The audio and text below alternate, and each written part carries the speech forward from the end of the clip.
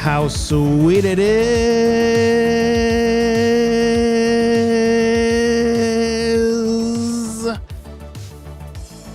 to be a hot mess, but also to be loved by you nerds. What is up? It's me, your buddy pal HeyArcher. Welcome back to HeyArcher Live here on Nerd Affiliated. I apologize in advance if anything is a mess today. This week has been a mess, but we are here to have some fun. We have the one and only Doc of Great Scott. See, I am a mess of tools and talent props here in the house today.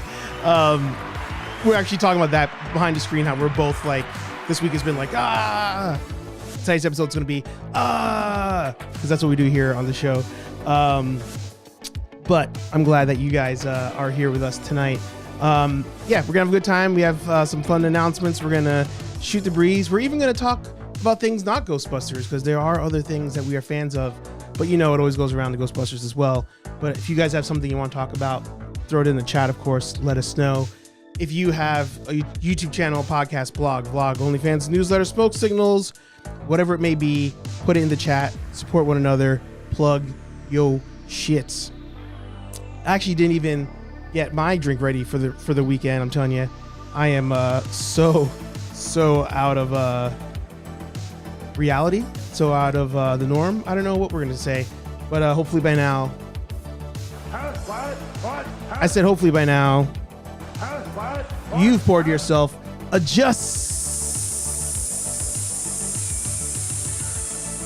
little bit of, more specifically, vodka, whiskey, beer, tequila, more beer, more vodka, more whiskey, and more beer. oh, it just feels so right. It just feels so right. But yeah, we're gonna have a good time tonight. So I look forward to interacting with all of you. That's my spiel for today. So without further ado, we'll bring in the man, the myth, the legend. We have myself, but we also have Doc of Tools and Talent Props in the house. It's saying he's in the green room. I told you guys I was going to mess something up. Doc, if you want, cover your face real quick. There you go. All right, give me a second. And removed. Are you here? Mystery still exists. I knew something was gonna happen. I was like, so far nothing tech error-ish has occurred. It was that We're one. doing great, man. Doing It great. was that one. Killing it. Man, it's Thursday. Yeah. One more day, and we're there. Almost there. We're almost there. We can get there. We can do it. If we just believe, we can do it. Right. So before we get rolling, let's get the shameless plugs out the way. We'll say hi to everybody in the chat, of course. We'll do all that fun stuff.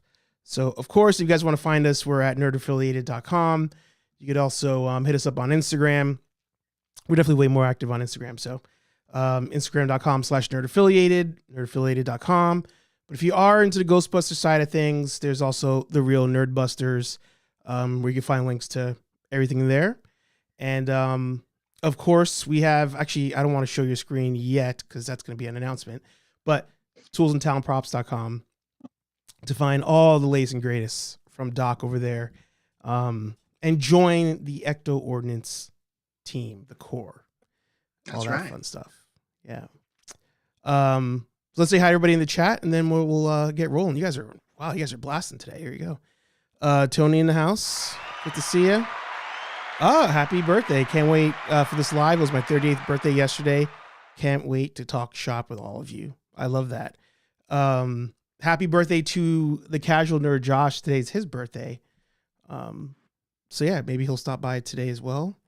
And Anthony in the house. Good to see you. Dave's Dimension in the house. Good to see you. Ultra Carter in the house. Good to see you.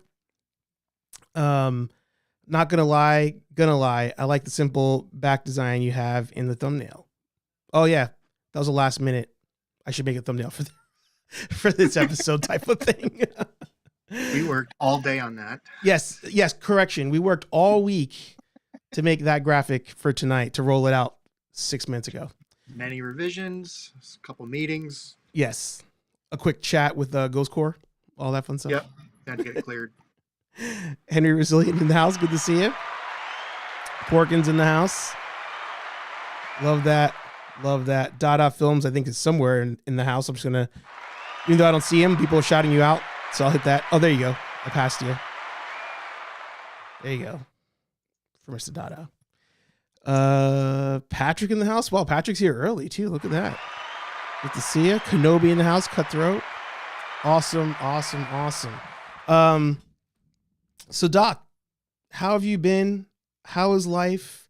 Are you coming down yet from the excitement that was Ghostbusters Day and all that fun stuff? Yeah, definitely not down from it yet, because it was great to see everybody, and Yep. Great to get out to the firehouse. Always nice getting to Manhattan and troop around a little bit. And Yep. rain could have been less, but besides that, it was a great day. And Yeah. from there, yeah, we're fully cranking. And that on Ghostbusters Day, we kind of announced our larger custom builds for franchises and private collectors. Mhm. So we delivered Ecto Ordnance Crate, otherwise known as a Boo Box, Yep.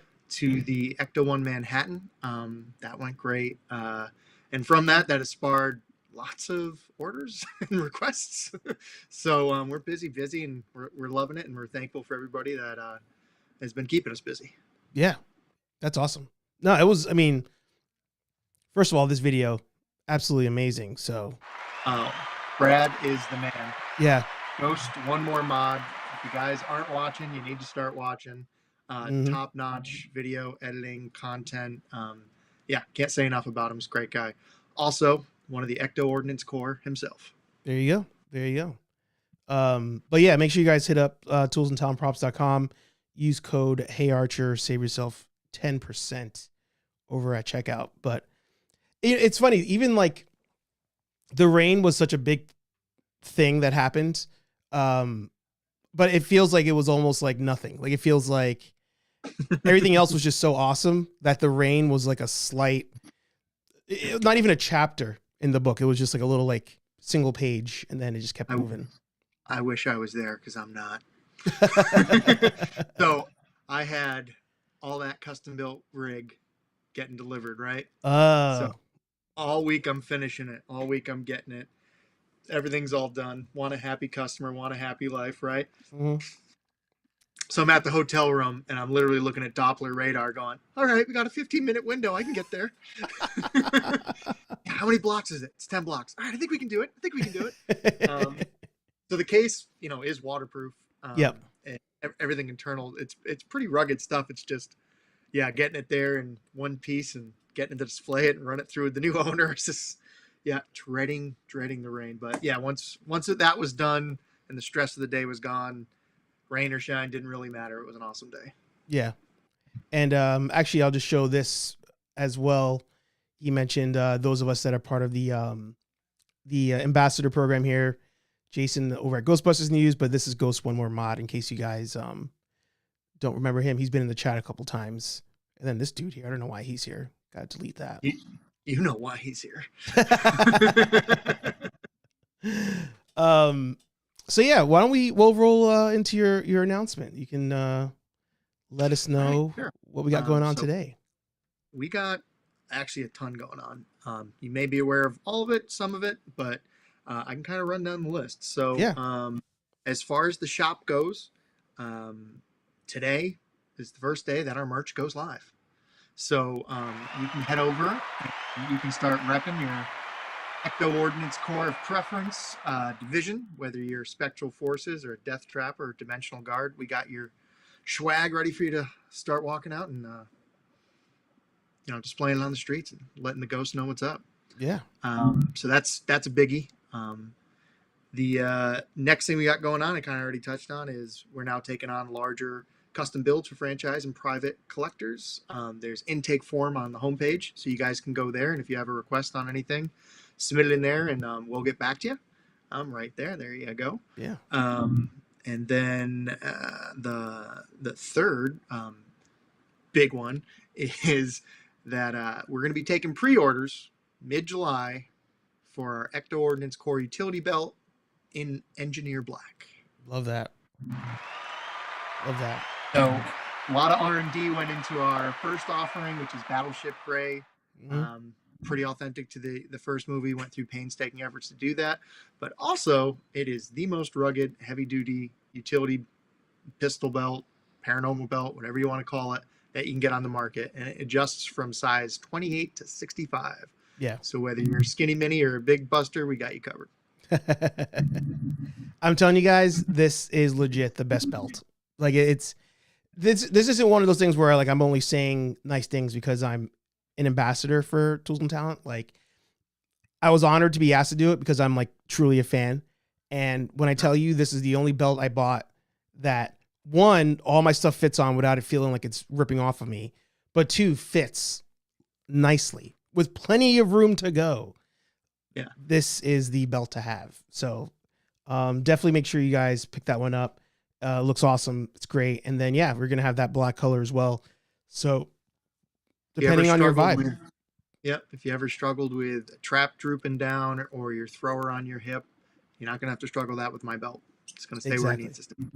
Exactly. So me and my wife actually ran a 5K fully rigged up earlier this year. Proton pack, trap, belt gizmo. Really? PKE. Yep. It was for St. Patrick's Day Marathon. We went through, we did a 5K with it. Nothing came down. That's hilarious. So, battle tested. I love that. Dave said, I can probably say it's the best belt for big and tall busters, and I ain't no ambassador. You can't miss better than anything else you can source. Oh. That is true. Appreciate it, Dave. Finish your thought. What a great thought. He also asked if you had big boy sizes for the merch. So I'm sure he could always DM you if anything. Yep. Yeah. The sizes go up quite a bit, I believe. Yeah. And the black belt will be in the same vein. We're going to have that same adjustable from 28 to 65. Yeah. Love that. Absolutely love that. So that's some announcements for the shop. And the other biggie from a world building kind of fun thing is we launched our YouTube channel. Yeah. Ecto Ordnance Corps is live, and we have our first audio paranormal field report up there. So it's a series that me and my wife are going to be putting out, Remy, and it's basically going to be the stories and adventures of the Ecto Ordnance Corps. First one is kicked off in Massachusetts, big stretch there. But yeah, that's live now. It's an original story. Really love you guys. Go check it out, and everybody that has checked it out, I appreciate it. Yeah. It's a great listen. I know you had mentioned, how well she did on it and how you both were trying really hard on it. And it was top-notch quality. Like I listened to it on the way down to Ghostbusters Day. Actually, it was like my audiobook for the train ride down. That's exactly what it is. Yeah. I'm down for it. Oh, sorry. I thought I was sharing screen. I'm sorry, everybody. So yeah, I put a link down in the comments there. Make sure you guys subscribe, give it a listen. I'm telling you, it's a fun listen. The sound effects, you're really like immersed in it. I'm not a big audiobook guy, so like, sure. I just imagined you guys were just reading stuff off, but then there was visuals to it, there's sound effects to it. So like, even if you're like me, you're like looking at something and you're like squirrel, you come back and things are happening. Things are happening on the screen too. So definitely check it out. Cannot wait for part 2. Yeah. So the big thing behind it is that we're trying to build an audioscape with it, so that there's a score, there's building tension with sound effects. How does someone who wants to tell a fantastical tale do it this day and age without a bunch of computers? Well, you can do it with people's imagination, and you can do it with voices and sound effects. So we try to make it as immersive as possible. And in the same vein of classic paranormal movies and stories, like a Ghostbusters and Hellboy and Constantine, that kind of feel, that more adultish but not profane or anything like that. It's family friendly. So yeah, we're gonna be doing a bunch of these releases. I am about 80% done with the second story right now. Nice. So we're going to be working on that. Not going to set a timetable to everything because we want them to be quality, but we're going to try to roll them out kind of as expeditiously as we can, and keep building the world and the universe. And if you listen carefully, you might even hear some nods to some of the people you saw on that Ecto Ordnance page, because some stories are going to need more than just Remy and Doc. We're going to need full fire teams, and for that, we're going to be relying on the Ecto Ordnance Corps. There you go. Actually, look, here's Rex has a question here. Shout out to Millennium Workshop, another creator, amazing 3D printer. He says, I have a story I need to tell. What's the best way to get it out there? So is that kind of like where you also jumped into doing this series? Was like, I have this story I really want to like put together. And so, yeah, I mean, I am a lifetime movie, comic book, story nerd, right? And the things that always strike the hardest with me are things that you can listen to, read, or watch more than once. And you'll find a pattern with those. The pattern is authenticity, and that they structure and build a world without just constantly breaking it for no reason or getting derailed, So if you have a story to tell, if you have these things in your head like I do, I mean, I wake up with vivid dreams. I daydream. I was the kid in class that couldn't concentrate. I'm the one sitting there going, now Dana in Ghostbusters 2, why did she get picked again? Was it because she was possessed in the first movie? Maybe that's because of that possession, that baby Oscar somehow has a tether to the other side. And maybe that's why Vigo looked. I mean, my mind just goes on this stuff. And with that, you want to tell it. So how do you do it? The short answer is you start doing it. So write it down. You can use memos. You can use the computer, whatever you have to do to find the way to get it out of you. For me, honestly, the kind of thing is I wake up in the morning and my head is completely clear, and it's kind of like a lake. There's no wind. Nothing's happened yet. I can wake up and just start writing, and I can go until I can't see straight. Yeah. But if I don't wake up and do that, and pebbles start getting thrown in that lake, and noise starts happening, forget about it. Yeah. So that's my method. I wake up, I think about it, long drives and stuff help, and then I just set aside time for it, and I go. So if you want to write your own stories, if you want to get content out there, I would say the easiest and best way, and it's not to sound dumbing it down, is just start doing it. Yeah. YouTube's free. Websites, they take work, but you can start doing it. And definitely don't rely on other people. A lot of people that are very creative struggle with technical things. Yep. And because of that, you're pigeonholed because you're relying on someone else to get your creativeness out there. There's so many people that are technical that without a spec or without instructions are completely useless. If you're a creative person, you're not that person. You can, do the same task 30 different ways and find your way out. The extreme technical person can't. So what I would suggest to anybody that wants to do these things is embrace your fear, become technical, start playing with the computers, start going on YouTube. Whatever that barrier to entry for you is to get what you want to have out there, figure it out. Yeah. That way you don't have to rely on other people, and before you know it, you can get things going. My background's construction, so I avoided computers successfully for about 20 years. And then I got thrown in, and I messed up enough. They put me in the office, and I started running projects and this and that. So all of a sudden, I had to learn, what we're using Mac today, Microsoft, is it a Google system? And I just started, you got to dive in and figure it out.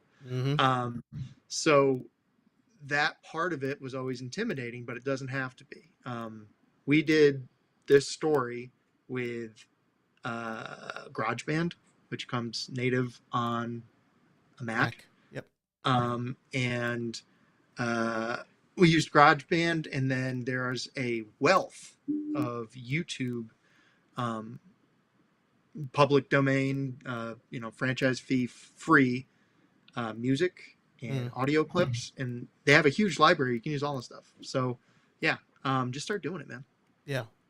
It's funny when you mentioned about the learning how to do it on your own, because one of the things that's happened over the years of doing YouTube is, every couple months somebody will come up and say, hey, I really want to start doing a channel with my friend. What advice do you have? Like, what gear should we get, etc. And I always tell people, I'm like, you got to structure it so that you can do it solo. And it's not because I'm knocking whoever this other person is you're going to do it with, but it's easy to fall into a trap where you're like, all right, I'm trying to make progress, but now I'm hitting a wall because person B isn't jumping in to like do their part or to help me do X, Y, and Z. Like, you got to figure out how to do it all solo so that if that person falls off, you can continue on whatever it is, like the vision that quest is. Yep. And yeah, I'm so glad you said that. Yep. Anybody who's ever been in a band or a collaborative situation, you're only strongest as your weakest link. Yeah. So, I mean, if it's in you and you want to get it out there 100%, like Archer said, you gotta be self-sufficient when it comes to that. Yeah. So last time you mentioned how even like Aliens, for example, influenced the whole the Ecto Core, like how there's different teams and they're sending they have different jobs on the team. Are there other like paranormal or even sci-fi influences that you have here? Like, I instantly was also thinking Starship Troopers, but 100%. Yes. Yeah. What other influences did you have? Yeah. I mean, I'm an 80s kid, so growing up with Ghostbusters and Monster Squad and Poltergeist, and then as the years went on and we got into the 90s, we got, Blade and Frighteners, and early 2000s, Constantine, Hellboy. They all kind of have the same thing going on. It's a group or a team going up against paranormal things, and how are they going to combat it, and how are they going to, navigate that world. What's funny is, for a lot of people, for some reason, Ghostbusters like never hits their radar as a ghost hunting or paranormal movie. And I think maybe it's just because all the comedy in it and stuff, but people just for some reason blank out that what they're doing, the tools they're using, what they're actually executing while they're going out. It's just funny. That's hilarious because you're right. I don't classify that as any kind of ghosts or paranormal movie. Like if you gave me write down like your top 5. But that's 100% what it is. It's even the title. Yeah. But it's more of it's almost with that comedic writing and those actors, they could have been carpet installers and it still would have been great, right? Yeah. Like it's like we're going into business. It's a going into business story. Yeah. But when that's the surface level, and upon I can't even tell you honestly how many revisions and views, you see that everything they did was based off of real science at the time. Everything was based off of what they were doing for research at Columbia at the time. The whole parapsychology thing was a real thing going on in the 70s and the 80s when, it was either government funded programs trying to see what they could do, if people could astrally project, if people could, telekinesis, all that stuff was on the table. And there were groups of people going out and trying to understand and kind of combat that with actual science. And I think that's the coolest stuff. That's like some of my favorite mind-bending topics of, maybe myth and legend is just science that couldn't be explained at the time. And maybe the circumstances that caused things throughout history and the very, acute situations of an eclipse or this or that is the science of the time explaining why these things happened. And everyone's got a thought in their head. What happened before we were alive? What happens after we were alive? What was the beginning of the universe? What's at the end of the universe? And playing with all those themes and topics of a lot of these movies is just my favorite stuff. Yeah. And when did you get into the cosplay section of it all? Because I don't think I asked this question last time you were on, but are there other things that you also like, for traditional sense, like cosplay as or have done in the past? Yeah. We do alien stuff. We did a cool mashup. Me and my wife went out where she was in full Colonial Marine rig, M41A pulse rifle, motion tracker. So we'll mix it up like that. Ghostbusters for me was the one that I just geeked out on the hardest, and I kept getting more pieces and kept building more pieces, and then started really just doing cosplay a couple times with it. And that was at that point of everybody going, where'd you get that? I want to get one of those. Where do you get it? And I was like, I made them. Yeah. Really? And it was my wife. We were just sitting there one night, and she's like, "So Etsy," and I'm like, "What's up with Etsy?" She's like, "You should put some things on the internet." Yeah. I'm like, all right, and that kind of tailspin into that. So for me, cosplaying, I mean, the term cosplaying to me is even a new term, right? Yeah. Like growing up, favorite holiday is Halloween. Right. It's the greatest. You get to go everywhere and be who you want to be for whatever day. So I mean, like when I started quote unquote dressing up or cosplaying or acting as a Ghostbuster has been my entire life. So it just got more and more advanced. You get older and you can, spend more money on bigger toys. Yep. So yeah, we broke into cons as a fun thing, and very quickly it kind of turned into a business thing and a passion thing, and a way to raise money for local charities and ways to go out for events. And for me, if I was, when I was that 8 or 10-year-old kid, if I saw a Ghostbuster in real life, I can't even imagine what I would have done.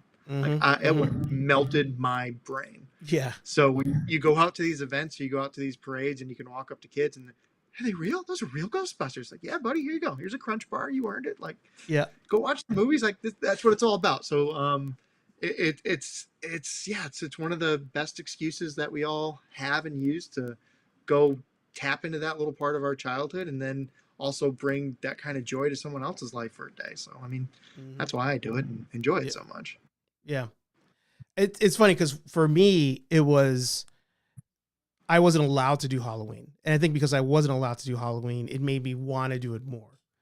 Because I grew up in a super religious household. So once I got old enough to start going out to, even like just in college, like go to a Halloween party, like that wasn't a thing I was ever allowed to do when I was younger. So that kind of, I think, like ramped up the interest I had in doing cosplay overall. But one of the things that I haven't said in a while that a lot of the people here might remember, I'm a newer Ghostbuster fan, but I got into it because of the cosplay first. It wasn't that the fandom it wasn't like the movies got me in. It's my favorite thing to do is to go to Spirit Halloween on November 1st. It's like, that's my Christmas. 100%. Yeah. 100%. And back in like maybe like 18 or 17, I went and somebody had returned the 80% Spirit pack. So it was an open box. So you not only did you get the half off, you got extra because it was an open box.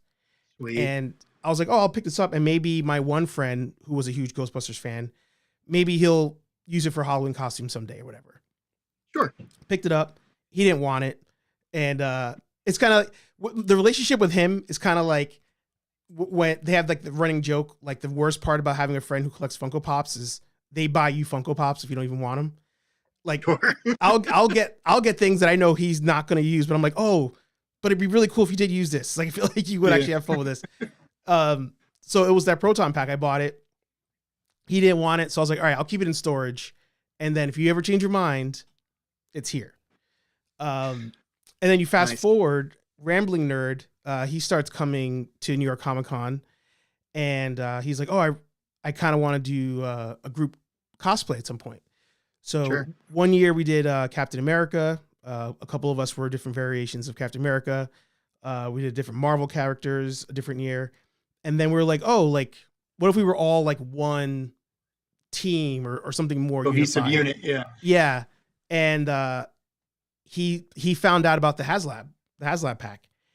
And I was like, oh, I didn't know Hasbro did crowdfunds. Even though I was toy collecting at that point, I wasn't paying attention to the crowdfund side of collecting. Yeah, I get it. Yeah. And I was like, well, if you get your hands on that, I have a Proton pack and I like modding things for Halloween and for Comic-Con. I'll mod that pack I have. And through watching like custom videos and, people showing off their cosplays and being in the forums, I was like, oh, there's a real like passion here for this fandom. And then I went to watch the movie again for like the second time ever. And that's when I got hooked. Yeah, man. I get that. It's there's not a thing about it that doesn't drag you in from one way or another. Yeah. And if it's the gear that got you there, awesome. Yeah.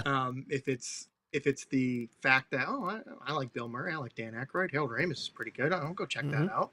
I mean, Ernie Hudson, like that swath of people, especially Ernie Hudson, has been in like some of my favorite movies, and you just forget, because they're such good actors that they're not the same person in the movie. Like, if when I was a kid, if you came up to me and you're like, Ripley's Dana, I'd be like, no,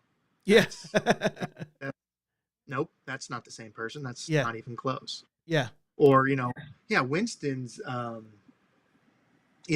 same character from The Crow. No, that's a complete guy. Or he's the same guy from Cherokee Kid. It's just like, no, that's it. Or Leviathan. Like, they're all such good actors that they kind of just get into their realm. Now, Bill Murray's Bill Murray. I understand that he's got Bill Murray in every movie, but him aside, there's just like so much crossover between so many films I loved as a kid and growing up. But man, Ghostbusters is one of those that the more you dive into it, the more you can geek out with it, the more you can get into it, right down to every single piece on the proton pack, what they do to actually capture ghosts. Like, there's nothing without intent and thought when it comes to their equipment.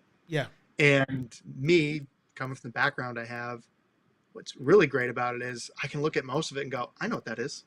I know the practical use for it. I know where it came from, whether it was avionics or military or construction materials or electronic materials. And mixing that with the practicality of the world they define, right? So, I mean, Ray goes very quickly over, well, if all paranormal entities carry the same negative charge, I think, we could really bust some heads in a spiritual sense. So, I mean, what he means by that is they define that ghosts are made of this PKE, this paranormal kinetic energy, psychokinetic energy, sorry. And that psychokinetic energy is the fuel that gets them to our dimension. And that carries a negative charge to it, right? So they figure out, well, how do we deplete that? Well, if we hit it with positively charged electrons, we could then take that energy, make them less powerful, and maybe get them to a submissive state. Well, how would we keep them? Well, there's this other subatomic particle called a muon. We could throw a trap out. The whole thing is based off of particle physics and science and the infinity of atoms and just, what's between two hydrogen atoms. It's an infinite of space. Well, what's in between that space? In between that space could be anything, and that's kind of the matrix that they went to, no pun intended, to apply to that to get into explaining the paranormal, capturing the paranormal, and combating it. So, I mean, that level of care and love that went into that, you're never going to rewatch that movie and not go, oh, I got something else out of it. Yeah. Did you ever check out the Ghostbusters Northwest YouTube channel? This one? That was fun. I've caught quite a few of their videos. I don't know if they're still doing them, but the ones they put out were pretty funny. I think to do more. Yeah. I'm like, what are you guys doing? Like, these are so good. Yeah, I love the VHS reel at the beginning and some of the tracking that happens over the front of the screen. Yep. Yeah, those guys care a lot. Is it Channeling Spirits? That's another awesome YouTube channel. They've done some great deep dives. They've been doing videos for like 4 or 5 years, maybe longer. They do some great. Oh yeah. Yeah, they do some great exposition stuff and trying to bring some, especially the class system. The power class systems for ghosts in Ghostbusters is not cohesive, and it's great, and I love it. But if you go from cartoon to year one comics to the movies, it's pretty loose. Yeah. But they take a swing at kind of explaining that. They go into a lot of the theories of and I believe this too strongly, that the video game that came out for PlayStation, that had original Harold Ramis, Dan Aykroyd wrote it. All original cast were back for it. That is the third movie. Yeah. If you play that video game and you go through it, it not only is the third movie, it makes the first 2 movies make so much more sense, and they get even harder into the lore, and they get even harder into tech, And I think that's the best natural progression that was in the same vein as the first two movies. Mm-hmm. And the first two movies, in my mind, they're totally blended together. Yeah. I'm not a purist when it comes to like, I only like one. I don't like 84. I don't like it. Nope. I grew up. It was Ghostbusters. I loved it. I went and saw it. I watched those movies back to back to back to back. And yeah, they fit. They go. It's a progression. It's the same story. And if you haven't played that video game, they just remastered it a couple years ago. I think it's available for Xbox, PlayStation, everything. Download it, play it. It's awesome. Yeah. No, it's one that I don't know why I have not gone down the route. I played a crap ton of Spirits Unleashed. But for some reason I just have not gone to play that one, and I don't know what's stopping me. I don't know either. I can't recommend that game enough. The amount of, I mean, you are a Ghostbuster in the game. Like, you're sitting there, you start off, you're the rookie, that you never see his face. And you're just like, bam, into the action. Slimer got loose. We got to go do some stuff. You're with Ray. He breaks down the pack. He breaks down how to use it. I mean, if you really want understanding the science behind that stuff, that game does such a good job with it. Yeah. And like, you hit every hallmark from the movie. So you're going to go to the Cedric. You're going to go to the museum. You know, you're going to go on some rooftops and fight some giant puffy manifestations. Yeah. So like, they really did such a cool job of not just building it and adding more to it, but letting you relive those moments of like, yeah, I got to go capture Slimer. I'm going to go fight Stay Puft. Yeah. I'm going to see what it's like to go up against possessors. Yeah. And there's just so many Easter eggs in it. Yeah, I can't say enough good things about that game. I replay it probably too many times a year. I love that. Absolutely love that. So we had a question from Tony. Before I hit that question, he said Steve was running the movies back on a projector to fine tune his research. Yeah, sitting there in that room, just the projector just going, just to learn how to do these packs. And then Great Scott Prop Shop in the house. You know, I realize why I keep mixing the names together is because Doc is Doc. Yeah, Brown. So that's why my brain, it keeps wanting to default to combining you two guys together into one. Doc Brown, Doc Talent. It's cool. They're close. So Tony had a question here. He said, will you be putting out an Alice frame brackets for the 84 pack from Hasbro? And I don't think that you and I even talked about this at all, because this was before Ghostbusters Day. Yep, we didn't know. But we're definitely gonna have brackets for the Alice frames. We're gonna have a couple different versions. We're gonna have things that are 84 centric for sure. Already, when it comes to our hose upgrades, we make an 84 hose. We make a Afterlife hose. We make any kind of custom hose you can think of. We've done various color mashups for people that want, I want a black and red hose. I want a black and purple hose. If you can think it, we can make it. If it's not in the site and available, just hit us up through the custom channel and we'll get you something quoted. Yeah. So, I mean, first question off the bat, did you pre-order it? I almost said back it. Yeah. That's fine. Back it, pre-order, whatever. Yeah. I mean, I'm sure that's going to inform how many they make, right? Yep. So it's kind of doing that. Yeah, I got a couple coming. Nice. I'm in the position where it's a business for me, so I can do that without hurting myself too bad. Mm-hmm. I think that the version that we saw on Ghostbusters Day and that photo there, it's definitely a mashup of some things. I know some people are being pretty critical about some stuff on it. Yeah. But I think as a first pass, I mean, it's so nice. It's so incredible that they're doing it. I know that I am not special in this, but when I see the HasLab, because I go to Rhode Island Comic Con pretty much every year, and HasLab is right at their headquarters. It's across the street. Yeah. So I remember just going to the table and talking to them looking at my pack going, I don't know if you still have your warranty valid with that modifications you've done, sir. And I'm like, yeah, no, I know. That's all out the window, but I just love the 84 look.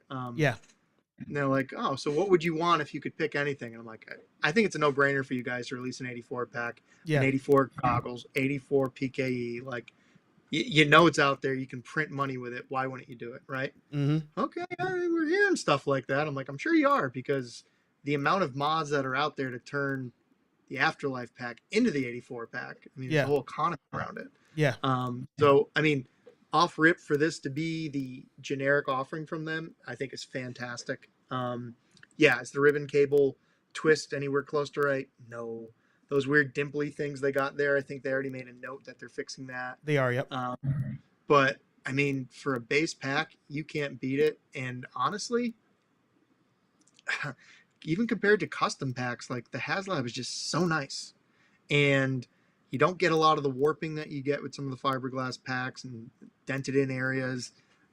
There's so many Easter eggs throughout the thing. There's so much fun components to it to play with in the mod. Like, yeah, it's for $300, you're getting a serious Proton pack. Yeah. One of the things I said when I first unboxed the Afterlife wand, because I bought that wand, or I bought a Hasbro wand now probably 6 different times. And the first time was for the same friend, actually. And he actually, but this one he kept. And it's funny because he works for a utility company, and he has the wand in his office. He's like an exec now. And people come in and they're always like, oh, that must be some like old school electric detector or something. Yeah. You know, he's like, yes, that's exactly what that is. That's a non-contact medium voltage detector. I've seen that. 1000%. He's like, exactly what you saw in school. That's what that is right there. So that was the first one. Goggles. Yeah, I have goggles, a PKE, and a wand in my office too. There you go.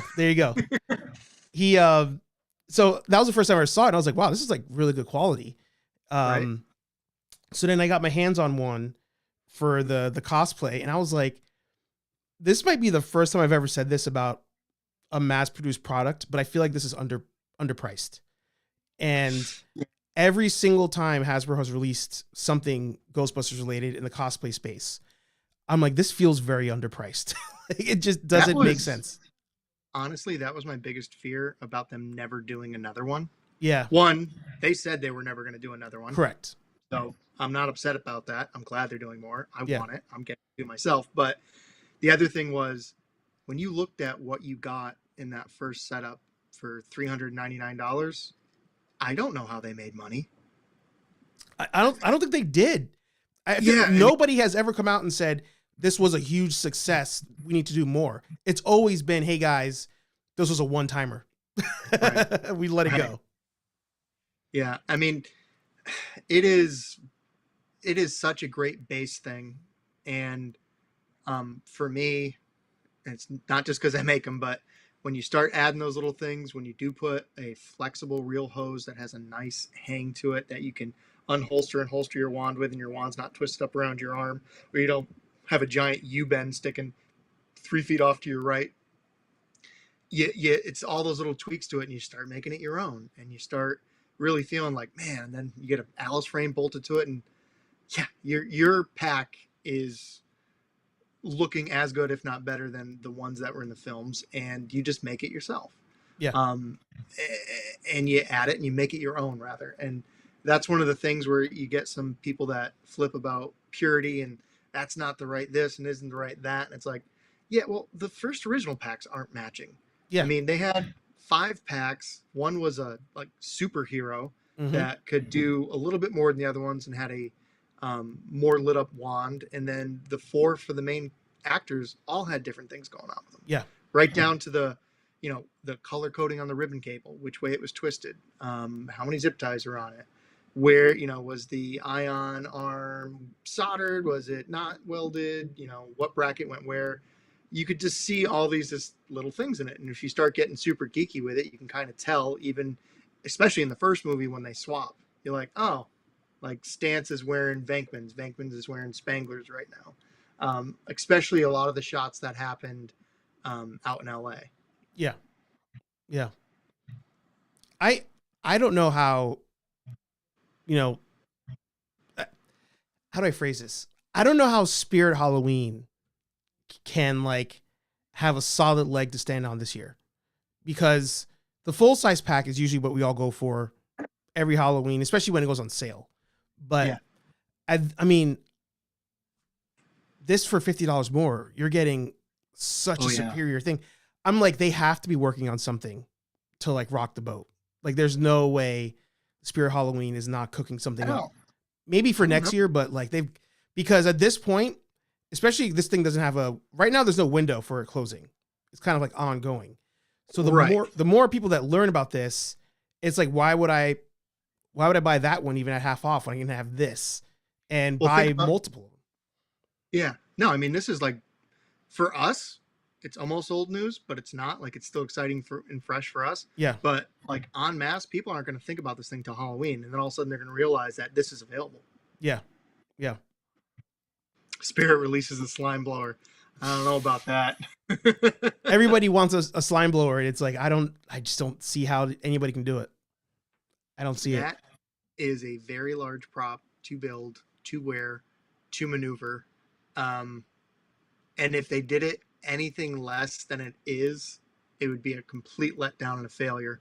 So, I mean, yeah, that's a tall order for them to put out. Would I get one? Of course I would. But yeah, I don't know who would be doing that. I mean, Spirit got on the track of, okay, so HasLab took pre-orders for a trap. We're going to do a trap, right? So this year they have their new latest and greatest trap that comes with it's like a mister inside of it or something like that. Water mister. Those haven't shipped or anything, right? They have. Oh, they have? Mm-hmm. Okay, so that's, everybody's gotten those, not just okay. Yeah. So yeah, that's 180. What was the 2 in the box? I think it was also 3. It was 3. Yeah, so for a little bit more, you got way more of a trap and a PKE. Yeah. So I think this was their rebuttal to that. Will they have a rebuttal to the 84 release? I don't know. I don't think so. I think they're kind of like capped out on what it is. And the Spirit being 250 and its quality, they're probably making a decent margin on that. Oh, for sure. For sure. Yeah, because I mean they're still making a decent margin when it's half off, So, right? Yeah. A great starter pack for anybody if you want to get into it. And now there's no excuse, get a HasLab. Right. But when HasLabs aren't available, and especially when all the craziness was going on eBay with the leftovers from the original Hasbro release, there's nothing. I mean, Spirit packs are great. You can mod them out. There's all kinds of things you can get them tricked up. There's not a person that's going to walk by you when you're wearing a Spirit pack and not know exactly what it is and exactly what you are. And my wife wears a Spirit because it's lighter. And I got hers completely tricked out. It's actually louder than my pack because the inside of it is so hollow. Yes. It basically turned it into a giant mobile speaker cabinet. Mm-hmm. So I got a preamp in it. I got a couple little speakers. And when she fires up her wand, even in parades with people cheering, it's deafening. Yeah. I mean, the thing is, I went downstairs today, and then I'll get to those comments there. I went downstairs today just to do my usual, hit the switch, just turn it on, just hear the sound. And I'm like, man, I love this pack so much. And again, because of guys like you and Great Scott, Frank and Geek, like you can take this thing that's just a thin piece of plastic, a hard shell plastic, and turn it into this like monstrosity that feels and just gives that aura of like it's a real thing. Real equipment, man. But to Tony and Tony's point, RGB I think is their move. RGB is if Spirit drops a full size RGB pack, like that would be the one major disruptor, I believe. Because right now, if they did another Spirit pack, right, like going back to the full size here, if they did a version 2, like, all right, maybe you cover the speaker holes, maybe you make the bumper removable or something, and you have the iron arm, like you have to actually shift, but it's not, like you said, you're almost kind of like tapped out because you have this other product now. Yeah. It's on the market. So what can you do to almost create your own lane? Oh, excuse me, at a certain point. And I feel like make the one thing that nobody's made. I think I love it. I think it's probably too niche or niche. Oh, rather. for sure. For sure. I actually built, somebody contacted me for custom stuff. I built a yellow hose, yellow and blue hose to match it. I made a custom trap cable for him, actually on my Insta somewhere. I took some pictures of the trap, but they wanted their stuff to be Kenner. They wanted it to look like, if you scroll down or up or keep going up. What's up? I think I saw yellow at some point at the top. Yeah. After I built it for him, I was like, I gotta do a video for this real quick and let people know if they want it. Perfect. Yeah, there you go. So if you watch, it slowly transitions into the HasLab one. So I've had some orders for that. Some people wanted it. I don't know. I don't know if it would support a major release like that. It's a tough one. Shout out to Henry Resilient. He got 5 on it. He believes in us.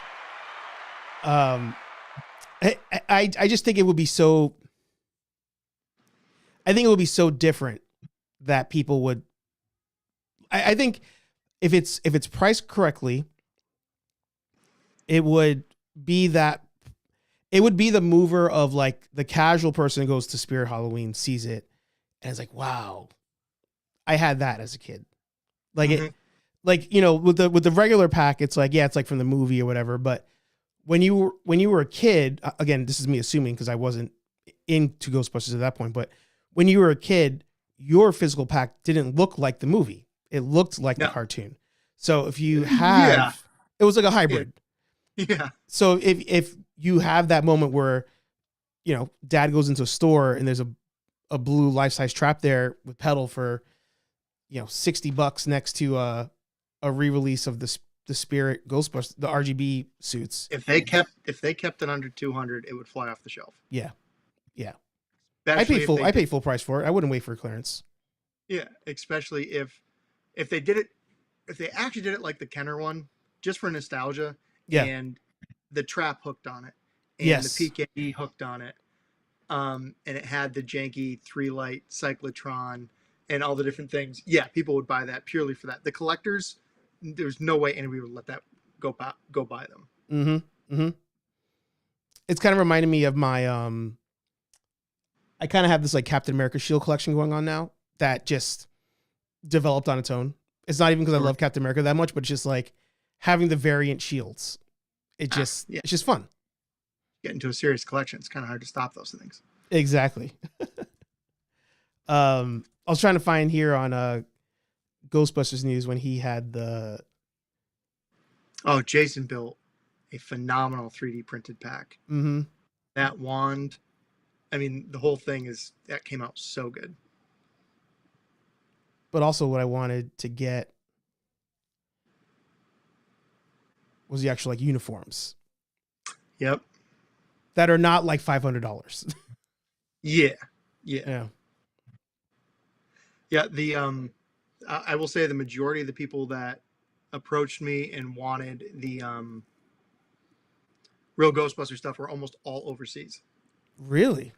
Yep. And when I checked out their pages or whatever, they had full kit that was all real Ghostbusters. So they had there was some dude with a big pompadour that looked like Spangler, and he had the full rig, and the other people were all kitted out the same way. They had each colored flight suit. So there's diehards out there for sure. Yeah. I was explaining it to my wife probably like a year ago when I was getting into the fandom heavy. I was like, because I wasn't allowed to watch any of this when I was younger, like watching it now, it's almost like a brand new show. Like it's just every episode is just like the first time this thing's ever come out. And I think that's kind of like boosting my momentum with it. Anyone that was that age watching it, the Doom Door or Sandman or the Boogeyman, like that was scary when we were kids. And that was what was fun about it. It was what was fun about the Ghostbusters movie is fun, scary, all the things were in there. Some of the toys that came out were definitely, I don't know where or why they got made. There was a Volkswagen Beetle at one point that transformed into a ghost bug thing that was kind of like, sure, it's a car ghost, I guess. There was the toilet that was possessed. So yeah, some of the toys definitely got weird, but the actual show itself was phenomenal and had great, obviously voice work and writing. It was fun. Yeah. Yeah. Do you have any other like other fandom projects that you're working on like right now that you're like pretty excited about, or has the shift really been Ghostbusters just because of, you know, the hype coming off of Afterlife not really slowing down like that? So obviously Tools and Talent Props is a nod to the famous line from the movie, but Yeah. it's also pretty much the umbrella that I'm going to fit other things under. So Ecto Ordnance Corps is the paranormal investigation route. In the future, I would love to dive into the Aliens franchise, Hellboy franchise. I'd love to do some Blade stuff. I'd love to do, even some Starship Troopers things. But right now, being as small as we are and kind of that living that double life of multiple jobs and multiple things, I don't have capacity for it right now. Yeah. And I'm kind of, for the time being, all in with the world of the paranormal. But definitely not opposed to or saying that I won't ever have more things. That was kind of the ideas about keeping that Tools and Talent the way it is, because I can morph. I can release other things. If there's another project that comes up that I can kind of link some things into, you might see some different stuff pop up on our website for sure. Yeah, nice. Patrick was asking, are you going to be picking up the Mondo figures? I don't think we talked about that before. I am not a big figure collector. Wow. It's not my game. I don't collect Funkos or action figures. I have a huge comic collection from when I was a kid. I have a bunch of old VHSs. I've got old toys that I've had forever that are still in, some of them still in original boxes and stuff that are put away. But that part of my collecting never picked up again. And honestly, it wasn't till maybe, I don't know, 5 years ago that I started actually building things again. I had a lot of twists and turns in life, like everybody does. Yep. And you get super focused on professional licensure and schooling, and you work a day job, then you go to school all night and go take more tests and get more licenses and all that kind of good stuff. So that kind of ate up a lot of my capacity. So, and especially, I'm a homeowner and those kind of good things. So you're like, when the Maddie stuff came out, that really did start turning my head. I started seeing, that the Maddie wand came out. I'm like, oh, damn it, I want that thing. How much is it? I can't justify that. You know what I mean? Yeah. Like, oh, PK came out. How much is that? Oh, God, I really want that. And I always kind of said, like, if anyone ever puts out a proton pack, I'm going to get that thing. Yeah. And I started doing it on my own a little bit. And then the HasLab came out and it was just like, forget it. From there on, it was, I'm back into big boy toys and I'm going to make that part of my life too. Well, what about this guy? Where did this fall into? No Desire. That was a long line at New York Comic Con to get denied entry into the hall. There was me and my wife were fully suited up with proton packs, and there was about 4 or 5 other people in full gear that didn't make it into that hall for the Ghostbusters. And we were like, hey man, if you want to actually take some good pictures and show off what's going on here, you might want to let the Ghostbusters in for the Ghostbusters event. Yeah. But when they announced it was an Ecto, I was like, it took the wind out of my sails. I was completely deflated because I was hoping it was going to be the 84 pack. I was hoping it was going to be, I don't know, Ecto goggles, PKE, like something more grand than that. But I'm just not a figures guy. I'm not a collectibles when it comes to that kind of stuff. Yeah. I'm more into the wearables and playable things, and the lifelike toys, if you will, that I can use out, trooping in the field and going to cons with. It's funny. That's where I ebb and flow with it. Like when I think back to when the adult collecting started, like the Halloween stuff was first, turned into cosplay, and then it was a picture of Ninja Turtle figures actually that got me into like toy collecting and toy hunting. Yeah. So I got into the toy collecting heavy, and now I feel like I'm back on my cosplay stage, or that whether that's the peak or the valley of the wave, who knows. But when this got announced, I was like, oh, that's really cool, but that's not what I'm into right now. And right. I wanted to get it for the sake of like, one, knowing people who worked on it, but two, like wanting to support what we love. You know, like if we're all backing these things, it helps us get more of it. But I was like, man, I'm like downstairs in my basement right now. I got like 5 vehicles in their boxes sitting under a table because I just don't have room to put those out. Yeah. And because of events we've attended or different cons or whatever, like I have an Ecto. I've got, I've got a bunch of stuff already. And like anybody, you've got to at some point pick what you're going to cram into your house and what you're going to live with.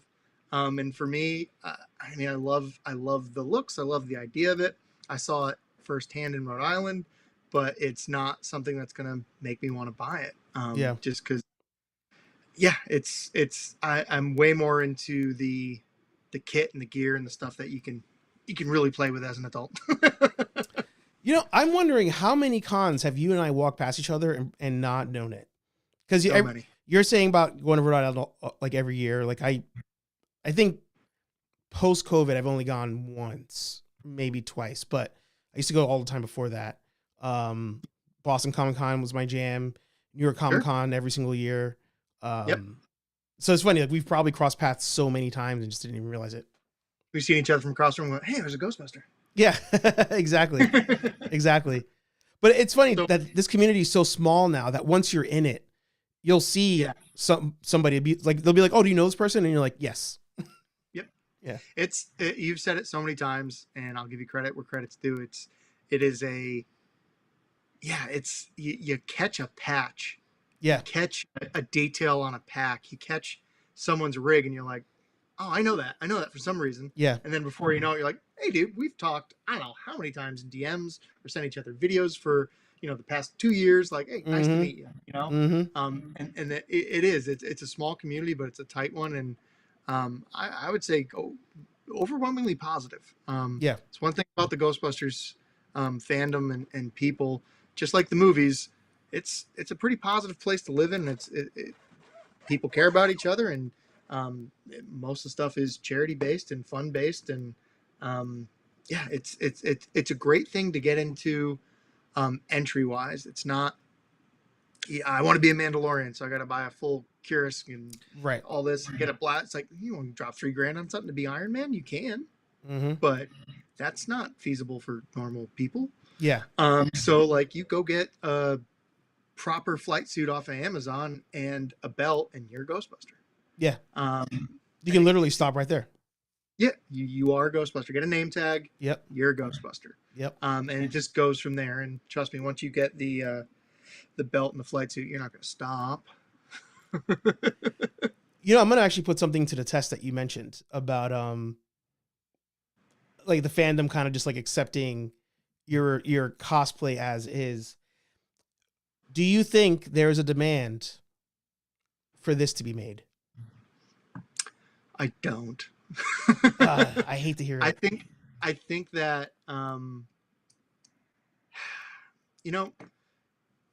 talk about this. So I give everything a watch. Right. I don't want to, but I get on a treadmill almost every day and I hate it. It's really boring, but I do it because I like to keep living. Yeah. And unfortunately, I have a family history of things that try to prevent that. So I get on a treadmill and I put some time in. And when I'm on there, I can't just stare out a window. I don't want to listen to music all the time. So I'll just watch stuff. I just finished The Last of Us. I season 2, I burned through the new Ironheart.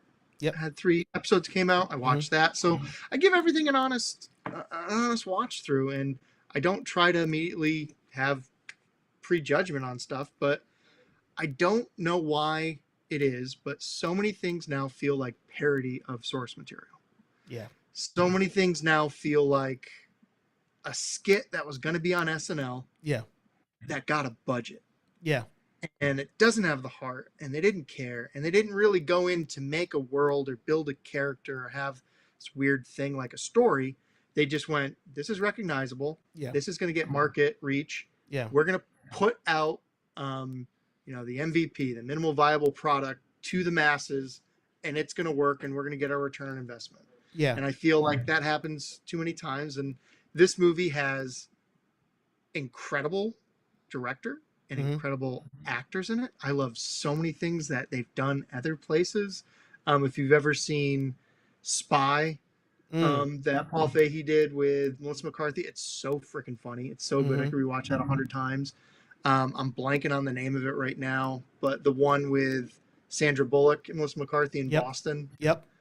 It's got like Bill Barr and a bunch of other people in it. Yep. That movie's freaking hilarious. So I had high hopes for this. But yeah, upon watching it, it's just like, it was an SNL skit on fast forward. They never really got anything more than, hey, look at how far we can slap somebody into a wall and cover them with something gooey. So I think that's why it hasn't had longevity. Is it the worst thing ever created? No. But they had some pretty big boots to fill with making it. And unfortunately, I think it just got, it just got thrown to the wind, and I don't know why it happened that way, but it did.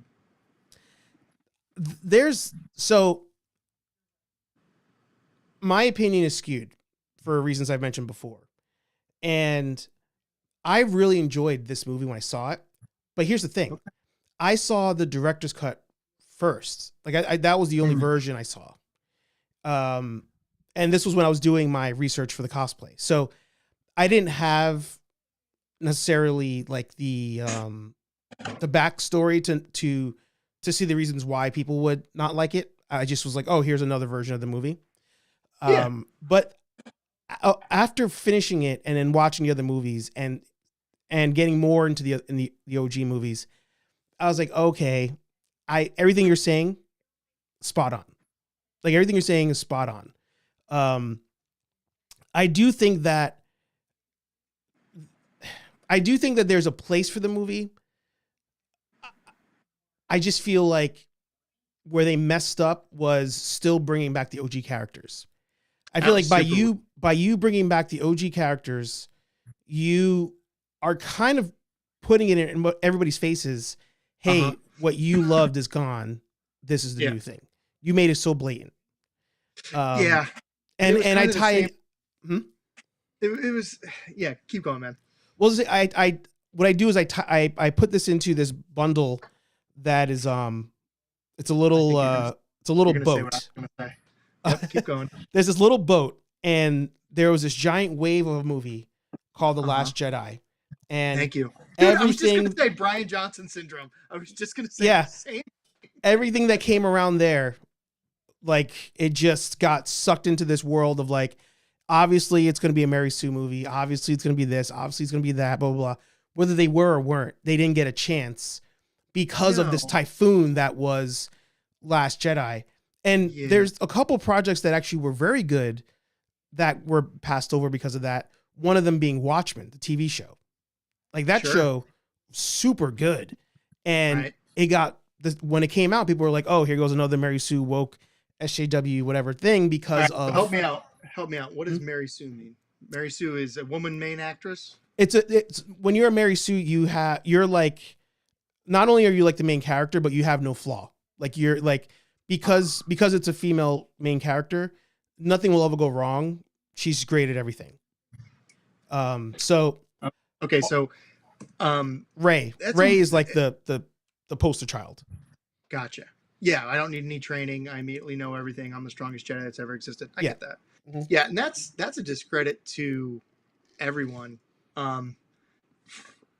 moviegoers alike, that they had to make a line in the sand that was basically like, if you don't like this, you're sexist. Right. And you're all man babies and get over it. It's for kids. It's like, fair enough, but also, who's spending the money on these things? Who's kept these franchises alive? Who loves it? Yeah. And to say that a woman can't be a main character that completely kicks ass is bullshit. Right. Because some of my favorite movies have that, and almost never once do you think of them as this is a woman main character. Right. Like, yeah, Aliens. Yeah. Sure. You want to go down the list of all the things that happened in the 80s with I'm stumbling right now because we're on a podcast and I can't think, but Tank Girl. Recently, the movie The Hunt. If you haven't seen The Hunt, go watch The Hunt. It's so badass. Atomic Blonde, Long Kiss Goodnight. Yeah, I was thinking of Xena Warrior Princess. Xena Warrior Princess. The first, I don't know if it was Swedish or where it came out of, but Girl with the Dragon Tattoo. Yep. Like, there's so many different badass movies that came out with women in them, and it wasn't, it's a girl doing it because, a man couldn't, or whatever dynamic or signaling they had behind it. Like, that is not an excuse for a story, nor is it an excuse to not like a story. Right. When things are good, they're just good. Yeah. Hunger Games, sure. Yeah.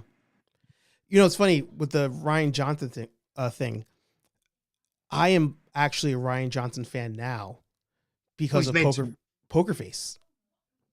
Dude, the Glass Onion movies are awesome. Those are great too. Yeah. Yeah. So I'm like, what happened? What happened there? Suspense movies. Yeah. Yeah. Stick to your niche. You're good at it. Do that. But it also makes you think about corporate oversight. So when you got, you said it off the jump. You're like, all the pawns in 2016 are really good at what they do. Yeah. But how did we get that? And it's like, maybe it's the corporate oversight that comes in and it ruins most things. I always will go back to my favorite two examples of that. Ninja Turtles, 1990, Iron Man 1. Both were movies that when they were created, the studios were like, there's no way you're going to make this work. Do what you can with the budget. We're expecting it to flop. Both movies absolutely kill it. And then the studios come in and say, now we're taking over for the sequels. And we got what we got after that. Ninja Turtles was the highest growing independent film all the way up until Blair Witch. That had no studio. Yeah. That was a budgeted, no money movie that got made. That is one of the greatest cinematic things that has ever come out and ever will come out. Yeah.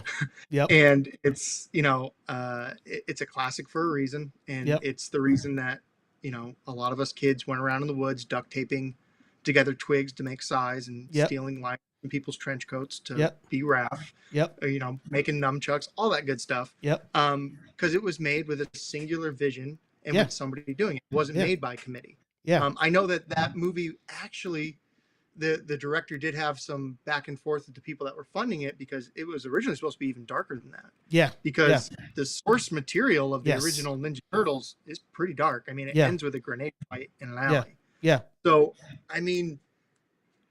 the best things you get are not always commercial successes. And the best things you get, more times than not, are coming from someone who has a vision and has in their head what they want to do.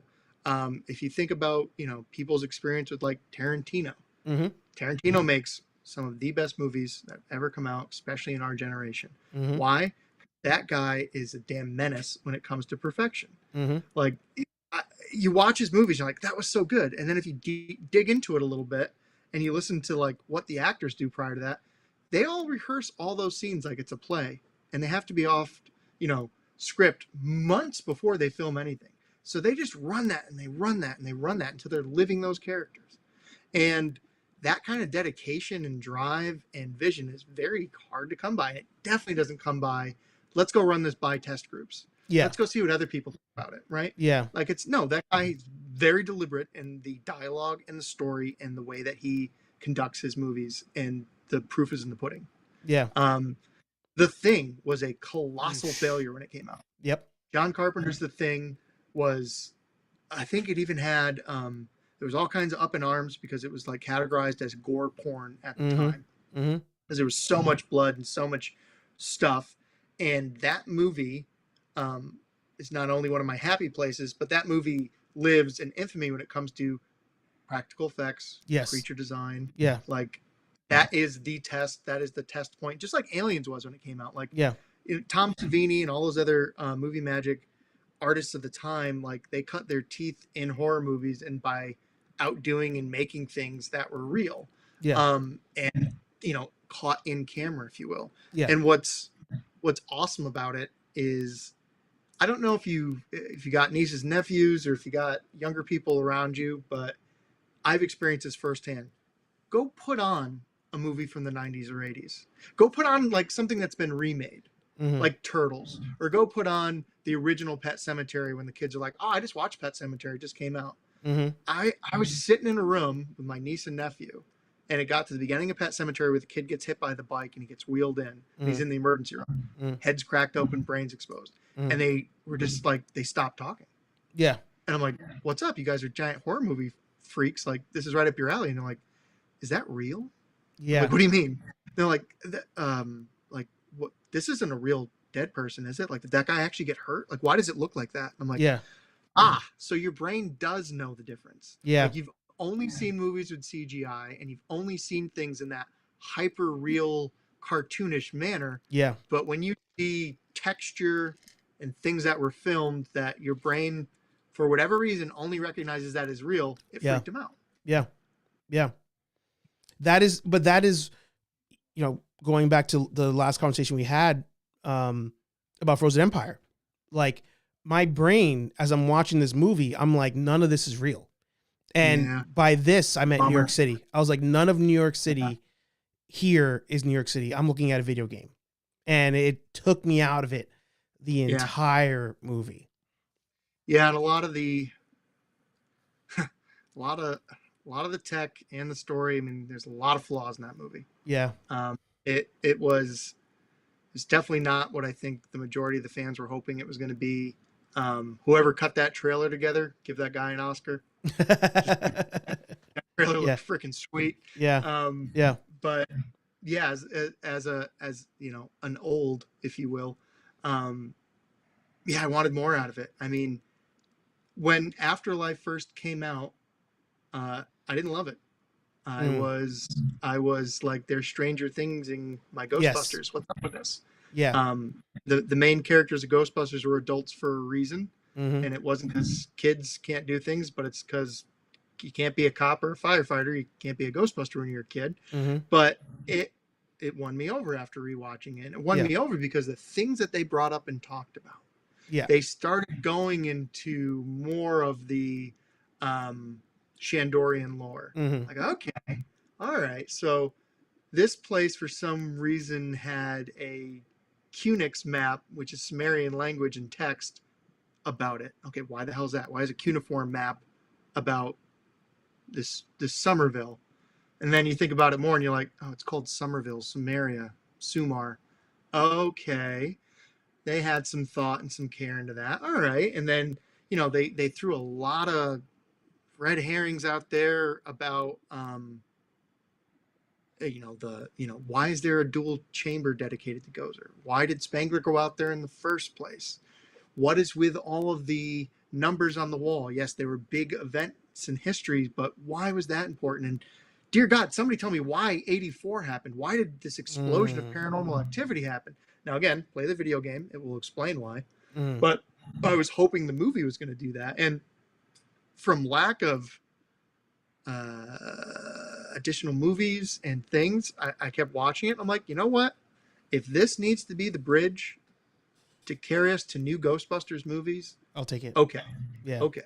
And it had enough in there that made my brain go like, oh man, there is some cool stuff in here. This is rewatchable. They're talking about a lot of lore. They're talking about a lot of things that if they really do build on this and go somewhere with it, I'm in. Yeah. I'm in. And then they didn't. Yeah.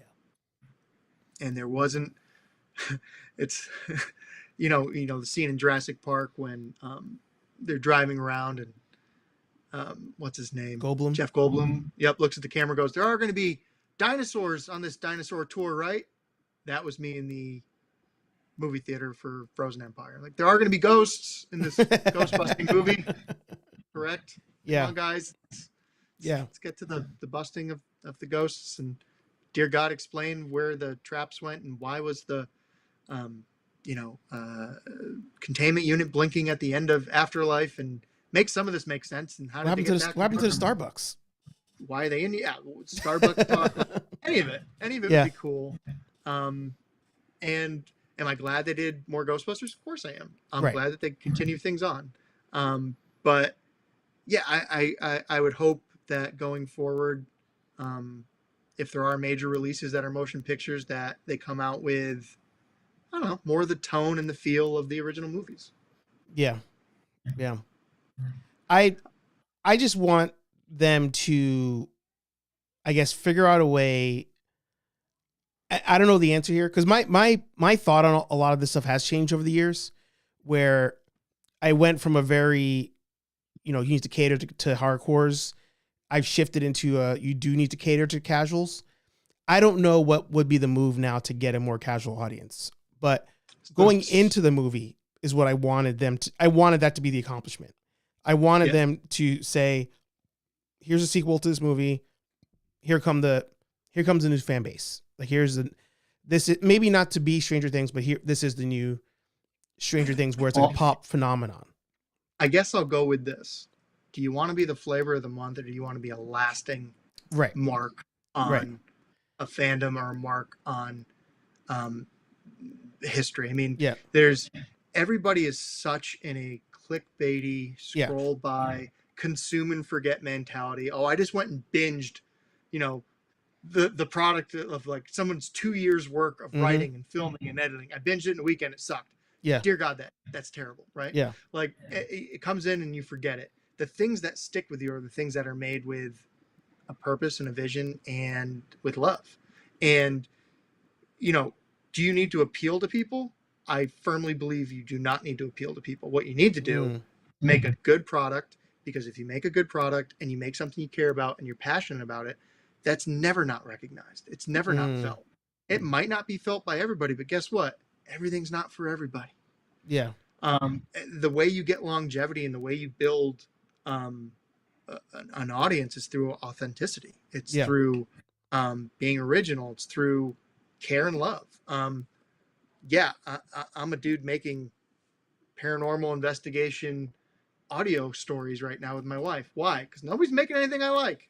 Yeah. So I mean, I got the stories in my head. I got things I want to hear. I got things I would love to see. Started making them on my own. Yeah. Out of necessity and for fun, right? Because I do love that world that they dipped their toe into. I do love the world that Dan Aykroyd brought from his farmhouse in Canada. It's just the same way that, if you watch Hellboy, you can get enthralled with the Department of Paranormal Investigators that they're doing there, and that kind of lore, or Blade, or again, even Monster Squads when we were kids. Like that movie, they're kids in that. Yeah. But that's what that movie was. Yeah. Yeah. The army shows up at the end and they give them their card. Yeah.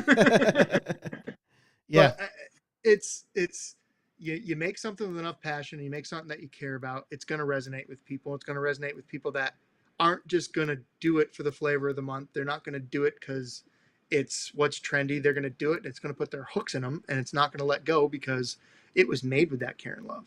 Yeah. So that's what sucks when they take IPs that fans have kept alive, and people hold near and dear, and they don't seem to really reference or live in the world of the movies that came before them. Yeah. And it's a big thing with adaptations, for sure. Things that go from books to movies, they're never going to be as good as the book. Why? They'd have to be 18 hours long. And the real reason they're not as good, nothing is going to be more terrifying or engaging than what's in your mind. What you can't see. So if you're sitting there and you're hearing about this big baddie in the book, you're making this terrible, awful thing that is going to keep you up at night. And if you watch somebody's movie version of it and it comes out and it's janky and wonky and looks stupid, you're like, oh, well, I don't like that anymore. Like, not in the movie. I mean, we just had the anniversary of Jaws, and that's almost like a happy mistake. Freaking Bruce kept breaking down.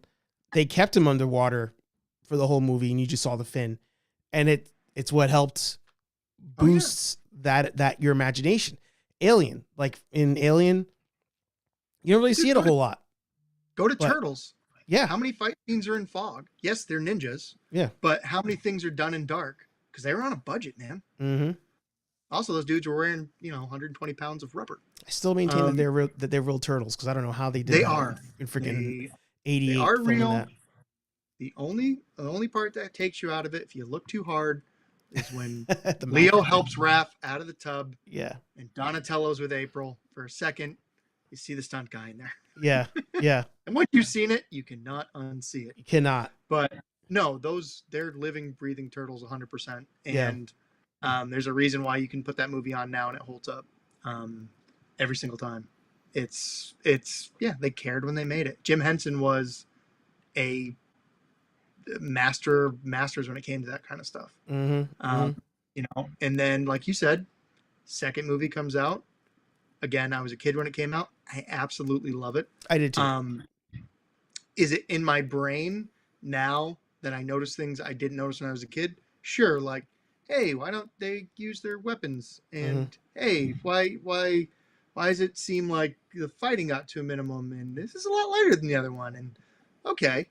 I do notice that, and it's been brought out and kind of publicized that way of like, yeah, if you look at it, basically they're like, we got this lightning in a bottle, but we're getting backlash from parents. These guys need to use pepperoni sticks, not nunchucks. Yep.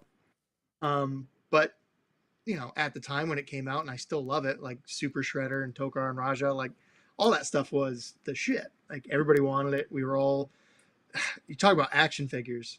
That was the toy of the week. Yeah. That was okay, we're at a toy store. All right. I got the main four. Let me get a Rat King. Let me see what you got over here. All right. It's my birthday coming up. Can I get the van? Mm-hmm. Probably not. It's really expensive. Oh, there's a tag sale. Somebody's selling an old one. Yeah, the pizza slices are gone, but I can still get the turtle van. This thing's sweet. That's how I got my first Firehouse from Real Ghostbusters too, is just tag sales. Like I love that. As a kid, that's where you could like pick that stuff up. Yep. You'd walk by and you'd just be like, oh man. I'm gonna go take 4 inches of dust off this thing, but it's mine now. Yep. It's got dried slime on it, but that's fine. Hopefully that's slime. But yeah, I mean, those movies hold up for a reason, dude. Yeah. Well, man, I can talk to you for hours, man. It's every time you come on, it's such a freaking joy. It's only been 2 times, but I feel like we've talked for episodes and episodes, and hopefully that doesn't stop at all. I ain't going anywhere. There you go. So before we head out, as I say every week, every time we have a guest on the show, Doc, plug yo shit. All right, everybody, you got a job to do, and that job is to go over to YouTube, find the Ecto Ordnance Corps YouTube page, and while you're doing the dishes, you're driving, or you're chilling out with the family, and you want a little fun adventure, throw on Sticks and Stones. It's the first of many to come. We threw our heart and souls into it. We hope you enjoy it. Keep a lookout for the release of our black Ecto Ordnance utility belts, and merch is live now. So get on there and get yourself looking good and join the Corps today. Love that. Love that. Like I said, guys, he makes some of the best things out there. Grab yourself some merch, grab yourself some mods, but at the very least, like you said, the audiobook. By the way, is there any nod here to Newfound Glory, or is that just my brain? I do not have a vast knowledge of Newfound Glory. Okay. Sticks and Stones was their like first popular album, so that's why I was like, oh, is there a Easter egg there that I missed? The nods to Sticks and Stones is there's a creature that I don't want to spoil it for anybody, but there's a creature in the story that utilizes those. Right. So that was it, but no. Oh, okay. Yep. No hidden Newfound Glory references. I'll keep that as my own lore for the story. Hey, that's that means what's you're in there. thinking about it, dude. I had some people that I've had some really cool interactions and fan theories from people that have come up to me about, I think, halfway through I thought this was going on, and then I was certain, and no, and that's awesome, man. I'm glad that you're into it. Anything that is making you think more about it means I did somewhat of a good job writing it, and my wife did a good job of bringing it to life. So yeah, it's awesome, guys. Like I said, give it a listen and a watch, either or. Like you said, if you're doing dishes, put it on. I was on the train looking out the window, nighttime, driving It was through Connecticut at this point on the train, just listening to some cool ghost stories. So, if you've ever driven up the Mass Pike, you'll be very familiar with some of the scenery. Yeah, there you go. But hey, it's been a pleasure. It's been an honor. Once again, everybody, Doc of Tools and TalentProps.com. Use code HeyArcher, save yourself 10% when you check out. Like he said, even if there's no new media happening, it's the fans that keep it going, and we love doing it. So give us a follow, give us a subscribe, all that fun stuff everywhere that we are. HeyArcher Live every Thursday, 8:15-ish p.m. here on Nerd Affiliated. I'm supposed to be doing daily videos, a Daily Planet. I'm going to try to do one tomorrow. I overslept again today. I'm sorry. But we also have some more Ghostbuster videos coming down the pipe and working on some stuff. So make sure you subscribe for that. Nerdaffiliated.com, Nerd Affiliated on Instagram, Real Nerdbusters on Instagram, and also on Facebook, Nerd Affiliated and The Real Nerdbusters. Like, comment, subscribe, and we'll talk to all you nerds in the next video. Peace. We're out of here.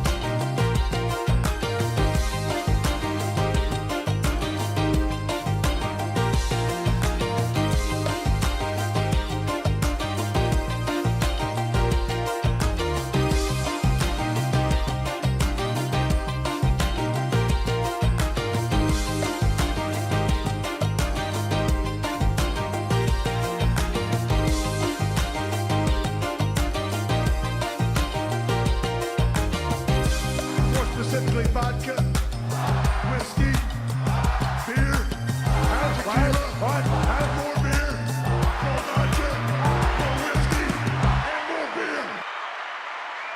Yeah, come on, push a button. Push a goddamn button. Austin 316 says I just whipped your ass.